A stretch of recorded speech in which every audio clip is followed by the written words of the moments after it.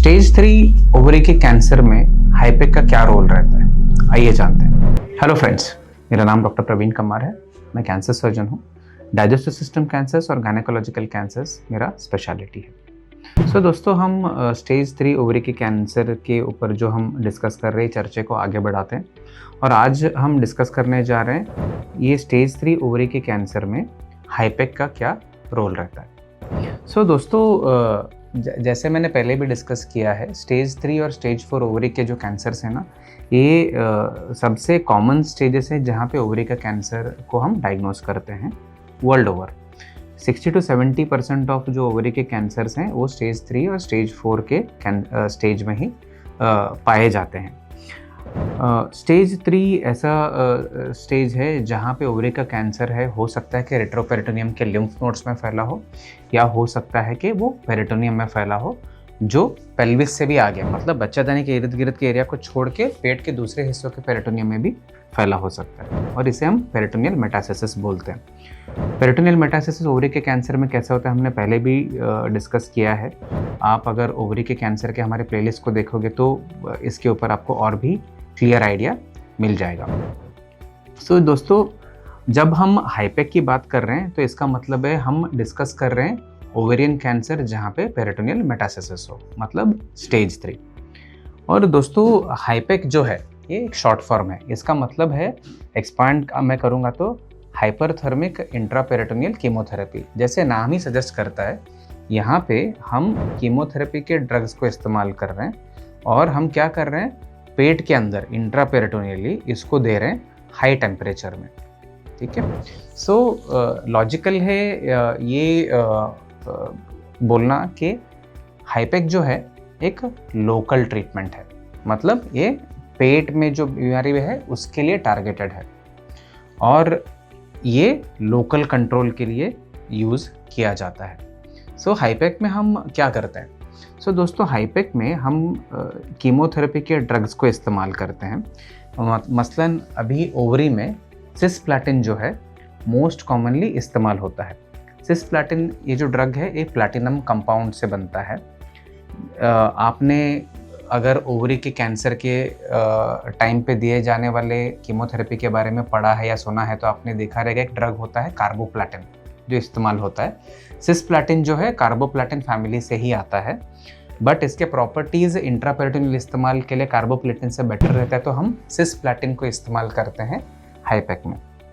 और इसको 75 मिलीग्राम या अप टू 100 मिलीग्राम पर स्क्वायर मीटर के डोसेज से पेशेंट के बॉडी सरफेस एरिया को देखकर इस्तेमाल किया जाता है। और इसको हम पेरिटोनियल डायलिसेट, जो पेरिटोनियल डायलिसिस में इस्तेमाल होने वाला फ्लूइड होता है ना, इसमें डाल के पेट के अंदर सर्कुलेट करते हैं 90 मिनट्स के लिए at the temperature of 41 to 43 degree Celsius. तो ये करने से हमें डिजीज़ का कंट्रोल मिलता है। बट आपको ये जानना ज़रूरी है, जब हम हाइपेक बोल रहे हैं, ये हाइपेक जो है माइक्रोस्कोपिक डिजीज़ के कंट्रोल के लिए होता है, मतलब जो हमारी आंखों को नहीं दिख रहा है, जो बीमारी सीटी स्कैन में हमको नहीं दिख रहा है, हम ये बीमारी के बारे में बात कर रहे हैं। जब हम सिस्प्लैटिन को डाल रहे हैं और इसे हीट करके डाल रहे हैं तो इससे क्या होगा, हीट जो है, प्लैटिनम जो सिस्प्लैटिन है, ये ड्रग को ट्यूमर नोड्यूल्स के अंदर जो पेनिट्रेशन होना चाहिए इसमें बहुत मदद करता है। तो इससे क्या होगा, ड्रग का एफिकेसी बढ़ता है और सेल किल का चांसेस बढ़ जाता है। और ओवरऑल क्या होता है, ज़्यादा हम कैंसर सेल्स को मार सकते हैं और इससे बीमारी के ऊपर और भी बेटर हमें कंट्रोल मिलता है। बट दोस्तों, हाइपेक को हम स्टैंड अलोन इस्तेमाल नहीं करते। हमेशा हाइपेक के साथ एक अच्छा साइटोरेडक्टिव सर्जरी होना ज़रूरी है, क्योंकि हाइपेक जो है सिर्फ माइक्रोस्कोपिक लेवल पे काम करता है। अगर आपने लार्ज वॉल्यूम डिजीज़ छोड़ा है, बड़े बड़े बीमारी के नोड्यूल्स छोड़े हैं, ये बीमारी के बड़े नोड्यूल्स के अंदर हाइपेक का जो दवाई है ये कंप्लीटली पेनिट्रेट नहीं कर पाता है। तो क्या होता है, उस लेवल पे अगर कोई बड़ा विजिबल डिजीज़ हमने छोड़ा है बड़े वॉल्यूम में, तो वहाँ पे कैंसर सेल्स बच जाए हाइपेक के बाद भी, ये चांस होता है। तो इसके लिए हाइपेक से पहले हमें एक अच्छा सर्जरी करना, अच्छा साइटोरेडक्टिव सर्जरी करना बहुत ज़रूरी है। सो लॉजिकली कैसे फिट होता है, हम सर्जरी में क्या रिमूव कर सकते हैं? हम सर्जरी में वो रिमूव कर सकते हैं जो हमने ऑलरेडी स्कैन में देखा है, या हो सकता है सीटी स्कैन हो या पेट स्कैन हो या एमआरआई हो, या हमने लेप्रोस्कोपी में ऑलरेडी प्लान किया हुआ है कि यहाँ पे बीमारी है। और जब हम सर्जरी कर रहे हैं, जो हमें आँखों को दिखता है या हमें हाथों को फील होता है, हम ये बीमारी को निकालते हैं। बट अगर बीमारी पेरिटोनियम में इतना फैला है तो हो सकता है थेरोटिकली कि माइक्रोस्कोपिक लेवल पे भी कई सारे जगह पे हो सकता है जो हमारे आंखों को लग नहीं रहा है अभी, और ओवरऑल लग रहा है ठीक है, बट वहाँ पे बीमारी होने का रिस्क रहता है। और हाईपेक देने से यहाँ पे जो सस्पेक्टेड बीमारी हो सकता है माइक्रोस्कोपिक लेवल पे, हम इसको टैकल कर सकते हैं। तो ये तो हो गया दोस्तों कॉम्बिनेशन के साइटोरेडक्टिव सर्जरी। हमने जान लिया कि साइटोरेडक्टिव सर्जरी भी चाहिए जहाँ पे हम विजिबल डिजीज नहीं छोड़ रहे हैं, that is the best possible result. उसके बाद आता है कि एकदम लो वॉल्यूम डिजीज छोड़ रहे हैं, जिसको हम CC1 बोलते हैं, मतलब 2.5 मिलीमीटर से भी छोटा वॉल्यूम का बीमारी। तो ये लेवल पे हम जब बीमारी रहता है तो हाईपेक इस पे ज़्यादा असरदार होता है।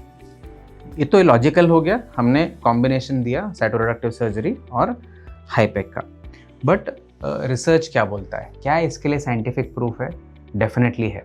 जो रिसेंट जो ट्रायल था जो डॉक्टर वैन ड्रियल ने पब्लिश किया था new England journal of medicine में, यहाँ पे इन्होंने प्रूव किया कि जब हम हाईपेक इस्तेमाल कर रहे हैं ओवरी के कैंसर के ट्रीटमेंट में एक अच्छे सर्जरी के बाद, इसमें हाईपेक के एडिशन से 12 से 14 महीने का सर्वाइवल एडवांटेज, मतलब उम्र में एडिशन जो होता है ये 12 से 14 महीने तक का हो सकता है without any significant side effects.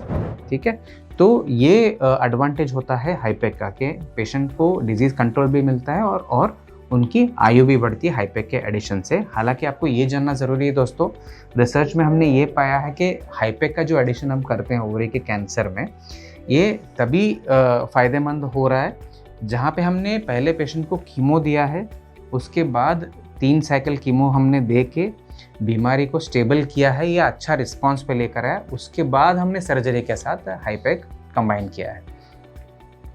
जब हम डायरेक्टली सर्जरी कर रहे हैं स्टेज 3 ओवेरियन कैंसर में, अभी तक रिसर्च में हमने ये एविडेंस जनरेट नहीं किया कि अपफ्रंट सर्जरी में जहाँ पे हमने कीमो नहीं दिया डायरेक्टली सर्जरी कर रहे हैं, यहाँ पे हाईपेक के एडिशन से पेशेंट को फ़ायदा हुआ, अभी तक ये साइंटिफिक प्रूफ नहीं बना है। तो हम हाईपेक को स्टेज 3 में वहीं इस्तेमाल कर रहे हैं जहाँ पे हमने पहले कीमो दिया है और उसके बाद हम सर्जरी का प्लानिंग कर रहे हैं। सो दोस्तों, ये था एक छोटा सा डिस्कशन कि स्टेज 3 के ओवेरियन कैंसर में हाईपेक को हम कैसे ऐड कर रहे हैं, क्या सर्जरी का इसमें ज़रूरत होता है और इससे पेशेंट को क्या फ़ायदा हो रहा है। ये टॉपिक के ऊपर आपको और भी सवाल हैं या डाउट है तो मैं डेफिनेटली कमेंट्स में लिख के बताइए, हम इन डाउट्स को क्लियर करने की कोशिश करेंगे। Thank you very much.